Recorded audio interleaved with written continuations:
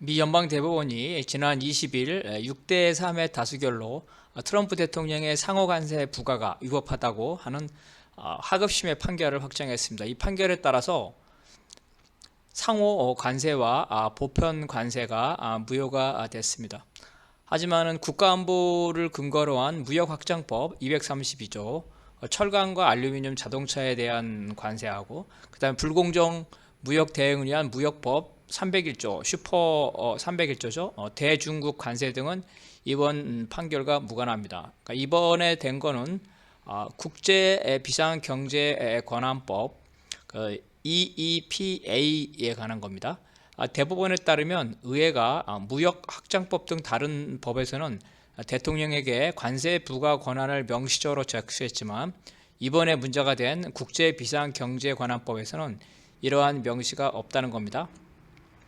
따라서 과세권을 가진 의회가 이 법에서는 대통령에게 과세권을 부여할 의사가 없었다고 해석해야 한다는 것입니다. 국제비상경제권한법에서 해당 조항에 수입 규제라는 말은 있지만 이 표현은 자산 동결이나 금융거래 금지 등을 의미할 수 있지만 대통령에게 과세권을 부여한 것이라고 해석할 수는 없다는 겁니다. 따라서 일반 원칙에 따라서 과세권은 헌법에 따라서 의회가 갖는다는 겁니다. 또한 트럼프 주장하는 캐나다와 멕시코 및 중국으로부터의 마약 유입 그리고 또 미국 제조업과 공급망에 영향을 미치는 지속적인 미국의 각국의 무역 적자죠. 이런 것들은 국제비상경제권한법을 작동시킬 수 있는 국제경제의 비상사태가 아니라고 판정했습니다. 즉 트럼프 대통령이 현재 마약 밀매나 그 다음에 이러한 무역 적자죠. 이걸 이유로 해서 비상사태를 선언하면서 관세를 부과했는데 이것은 대통령에 부여된 비상권한의 범위를 넘어선 것이라는 겁니다. 또한 대부분은 미국이 다른 나라와 전쟁을 하는 등 비상상황이 없는데 모든 나라에 일률적으로 관세를 부과한 것은 대통령의 권한 밖이다 이렇게 보습니다. 따라서 비상사태가 아니므로 최대 수조 달러 이상으로 미국의 경제에 중대한 영향을 미치는 이러한 과세 부과는 대통령이 단독으로 하는 것이 아니라 의회와 협력해서 의회의 승인을 받아야 된다 이렇게 결정을 한 겁니다. 트럼프는 대법원의 판결에 따라 기존 관세가 무효가 되자 바로 무역법 122조를 발동해서 전 세계 수입품에 대해서 10% 관세를 부과했습니다. 122조는 심각한 국제 수지 적자 시에 대통령이 단독으로 발동할 수 있습니다. 세율은 최대 15%, 적용기간은 최장 150일입니다. 이거를 연장하려면 상원과 하원 모두의 승인이 필요합니다. 하지만 민주당은 물론 공화당 일부 의원도 트럼프의 관세에 반대하고 있어서 연장은 어려울 것으로 보입니다. 그래서 트럼프는 일단 무역법 122조를 발동해서 지금처럼 15%의 글로벌 관세를 부여한 후에 이후 무역법 슈퍼 301조죠. 이거를 가동해서 관세를 장기적으로 부과하겠다 이런 심산입니다. 301조에 따라서 외국의 불공정 무역 관행에 대해서 미국 무역 대표부가 조사한 후에 대통령이 관세와 수입 제한 등 보복 조치를 취할 수 있습니다. 하지만 이러한 슈퍼 301조는 상대 국가 협의해야 되고 연방 관보에 공시를 해야 되고 또 공청회를 거쳐야 하기 때문에 전 세계를 상대로 이 조항을 발동하는 것은 사실상 불가능하다고 볼 수 있겠습니다. 따라서 주요한 무역 적자국에 대해서 이 조항을 발동할 수 있지만 그렇다 하더라도 최소한 열 몇 개의 나라에 대해서 하기 때문에 상당히 많은 시간이 걸린다고 보겠습니다. 과거 중국이나 유럽연합에 대해서 슈퍼 301조를 적용했는데 이 조사와 실제 부과까지는 법에서 정한 150일을 넘겨서 6개월에서 1년 이상이 소요된 바 있습니다. 또한 이제 무역 확장법 232조는 특정 수입품이 국가안보에 위협이 되는지를 상무부가 조사한 후에 대통령이 관세를 부과할 수 있습니다. 하지만 국가안보가 되는지의 여부가 매우 엄격하므로 여러 나라에 지금처럼 동시에 부과하는 그러한 일반적 효과를 낼 수 없습니다. 이것 또한 법정 기간이 조사 기간이 최대 270일에 이르기 때문에 또한 적용 대상도 전부 다가 아니라 철강이나 알루미늄이나 국가안보에 관련된 특정 품목에 한정되어 있습니다. 올해죠. 2026년 현재 다수의 수입업자들이 바로 이 무역확장법 232조 적용에 대해서 절차를 준수하지 않았다. 혹은 국가안보 범위에 속하지 않는다. 혹은 이 법에서 정한 상품이 아니라 파생 상품에도 확장하는 것은 위법이다. 이러한 관세에 대해서 소송을 제기한 상태입니다.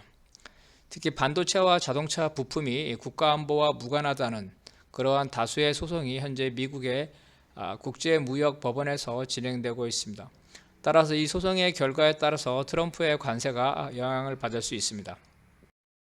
이 밖에도 무역법 201조는 수익 급증으로 인해서 국내 산업의 피해를 막기 위한 긴급 수입 제한 조치가 있습니다.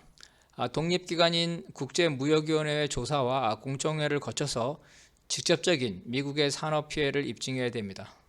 또한 338조는 1930년 제정된 조항으로서 미국 상품을 차별하는 국가에 대해서 최대 50%의 관세를 부과할 수 있도록 하고 있습니다. 하지만 현재는 거의 사문화된 조항이고요. 미국의 민주당 의원들이 지난해 3월 트럼프 대통령이 이 조항을 활용할 가능성에 대비해서 이 조항을 폐지하는 결의안을 채택했습니다. 아마도 이번 중간선거 때 민주당이 하원에서 다수당이 되면 이러한 폐지 법안을 낼 것으로 보입니다. 한편 대부분은 이번에 거친 약 1,500달러의 관세를 환급할 것인가에 대해서는 언급이 없었습니다. 그래서 향후에 하급심에서 이 문제가 다뤄지겠습니다. 하지만 현재 이미 한국 기업을 포함해서 약 1,500개의 기업들이 이러한 관세 환급 소송에 대한 절차에 착수했다고 합니다. 문제는 미국 정부가 관세를 누구에게 반환해야 되는지가 복잡하다는 것입니다.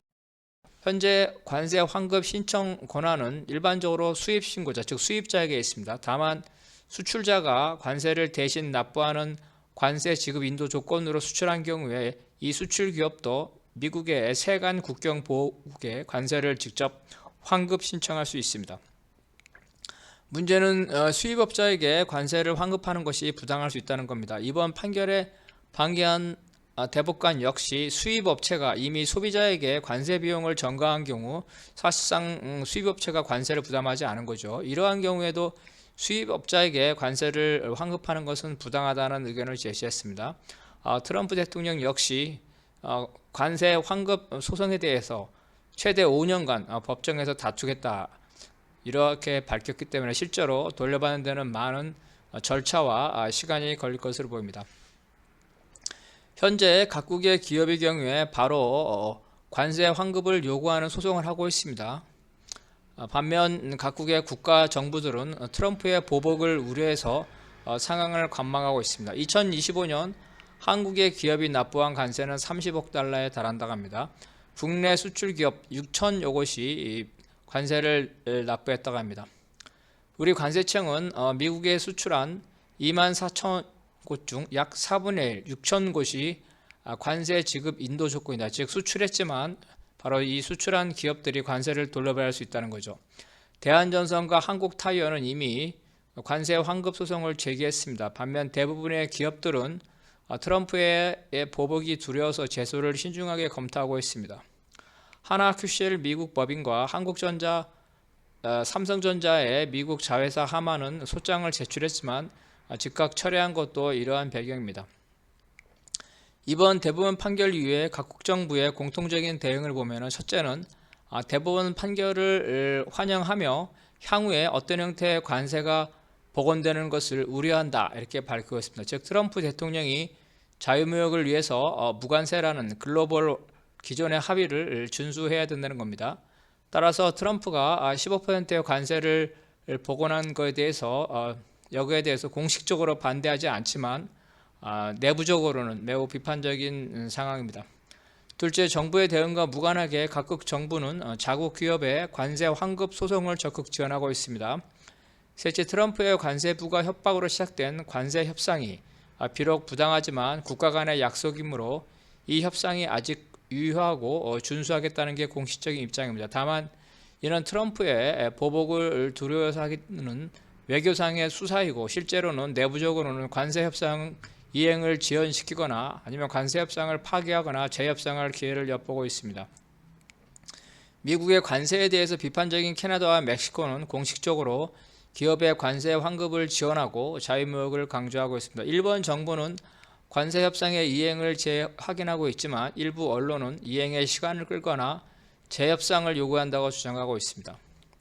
유럽연합이 단결한다면요, 미국과 경쟁할 수 있는 그러한 경제력을 가지고 있죠. 그래서 개별 대응보다는 유럽연합 차원에서 대응을 논의 중입니다.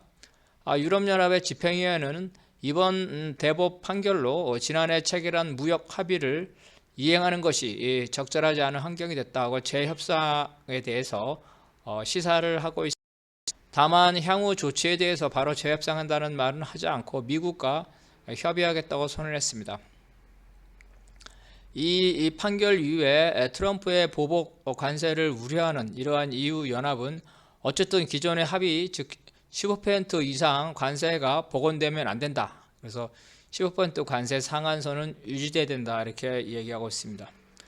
원래 내일 모레죠. 2월 24일 미국과의 무역 합의를 유럽의회에서 승인할 예정이었는데 이 승인을 보류하겠다고 합니다.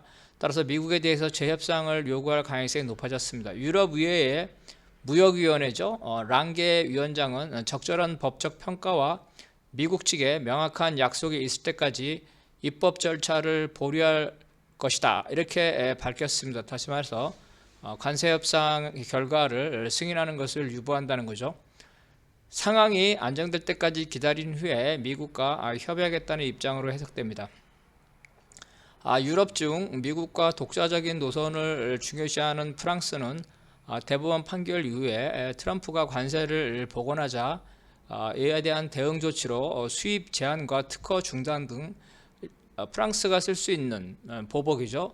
무역 바축카포 조치를 언급하는 듯 가장 비판적인 입장을 보였습니다. 마크롱 대통령 역시 상호주의에 따른 공정한 규칙 아래서 미국과 합의가 이행돼야 된다 하면서 애둘러서 이러한 재협상을 시사했습니다. 일주일 내에 미국 트럼프 대통령을 방문해서 정상회담을 하는 독일 총리는 관세 장벽을 제거한 대법원의 판결을 환영하면서 미국 정부 협상을 통해서 기업들이 관세를 환급받게 하겠다, 이러한 원론적인 입장을 밝혔습니다. 이러한 관세에 제일 민감한 중국은 중국 상무부가 2020년 2월 23일이죠. 오늘이네요. 대변인 명의의 입장문을 통해서 미국의 일방적인 관세에 반대한다는 기존의 입장을 확인하고 슈퍼 301조까지 기존에 남아있는 관세도 대법원 판결의 취지에 따라서 취소돼야 된다, 이렇게 주장하고 있습니다. 대법원 판결 이후에 트럼프가 관세를 복원한 것에 대해서 중국이 어떤 조치를 할 것인지는 검토 중이라고 합니다. 이번 판결로 시진핑 주석이 3월 말이나 4월 초에 트럼프 대통령과 정상회담을 하는데 시진핑 주석이 이번 판결로 인해서 유리한 협상의 위치를 차지했다는 게 일반적인 평가입니다. 하지만 트럼프의 돌발적인 보복 관세를 대비해야 되는 상황이기 때문에 신중한 모드를 하고 있습니다. 대법원 판결 이후에 인도는 트럼프 행정부와 관세 협상을 마무리하려던 미국 방문 일정을 연기하고 상황을 지켜본 후에 협상을 재개한다는 겁니다. 아직 미국과 협상을 완료하지 않았는데 협상을 중단하겠다는 거죠. 이러한 것으로 볼 때 기업들은 관세 환급 소송에 발빠르게 움직이고 각국의 나라들은 트럼프의 보복을 두려워하며 사태를 관망하지만 장기적으로는 관세 협상의 결과가 수정된다는 그런 입장이라는 것을 우리가 알 수 있습니다.